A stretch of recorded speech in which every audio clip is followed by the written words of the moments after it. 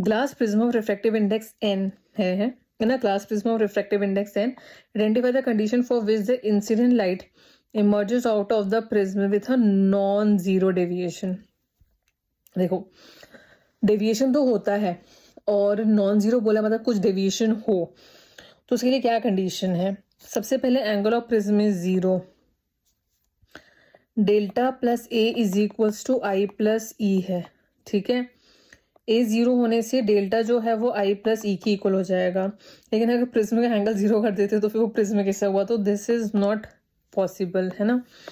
Then angle of incidence is equal to angle of emergency, ये हो सकता है, ये तुम्हारे पास मिनिमम डेविएशन की कंडीशन है, मिनिमम एंगल डेविएशन की सबसे कम है, जो सबसे मिनिमम डेविएशन हो सकता है वो इस कंडीशन पर होता है, and it is also non zero. The N of a material of a prism is same of it surrounding, अगर सराउंडिंग का सेम हुआ तो फिर कोई डेविएशन ही नहीं होगा यहाँ पे। क्यों डेविएशन होगा? डेविएशन होता क्यों है? When the material is different, तो इस केस में तो है नहीं। And the sum of the angle of incidence and sum of the angle of emergency is equal to the angle of prism. देखो I plus E is equal to A plus delta है, अगर ये बोल रहे sum of angle of incidence and angle of emergency equal to the angle of prism, I plus ई अगर equals to A हो गया तो that means delta equals to zero हो गया।